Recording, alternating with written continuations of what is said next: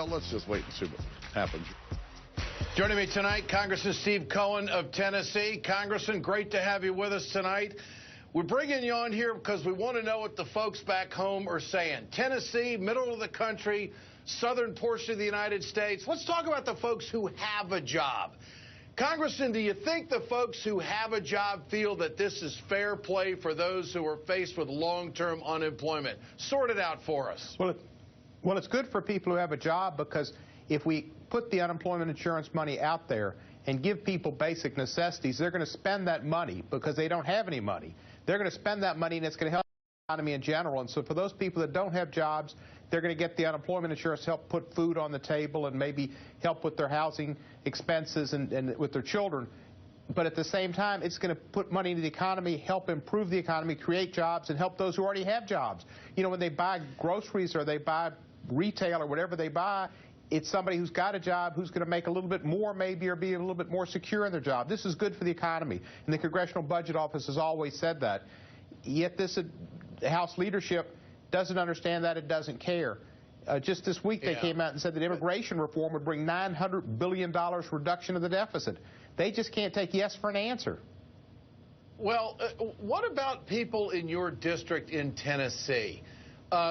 Is this upsetting them? The sense of fair play has to come in here. Do you hear people come up to you anywhere and say, you know, I really think Boehner's doing the right thing here? What about that? No, I don't hear that. And I hear a lot of people who are out of work who want jobs. Lots of people want jobs, and they're not available. In Memphis, my home, we've had layoffs at banks. We've had layoffs at FedEx even. There are people desirous of work, and they have to have those jobs available, and the jobs that the president has tried to get through infrastructure, which is so important to Memphis, haven't been here. So it's not through no fault of their own that so many of these people need the unemployment insurance to get them through tough times. People understand it's the fair and right thing to do, and that also it's good for the economy. But no, I can't see this, and nobody thinks Boehner's doing right. Well, Boehner says it's unworkable. Is it up to the Democrats to prove that it is workable? What's the holdup? What is the big logistical nightmare here, that we can't do unemployment benefits for the long term that are retroactive to when this all started, at the end of December 28th? I mean, what is the big intellectual lift here that can't be accomplished? I don't know if there's an intellectual lift. I think it's political. And I think that because it'll help the economy, that will help the Democrats in 2014, and it'll help the Democrats in 2016. And the Republicans came in office. Mitch McConnell said it back in 2009. Their first job was to see President Obama didn't get reelected. Well, they failed in that. Now the big job is to see that they take the Senate, keep Mitch McConnell in office, and hopefully make him the majority leader in their perspective. And they want to maintain the House and get a big lead, because they know they're going to get cut some in 2016 if we have a big year with a big presidential turnout.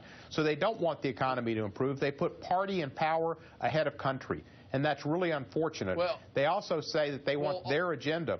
You know, Boehner's got to deal with Tea Party people who are more concerned about the deficit and don't want to see this go through without a pay-for, and they're concerned about passing their bills which reduce a lot of regulations that can hardly harm the American public in terms of workplace safety and in the environment and other places.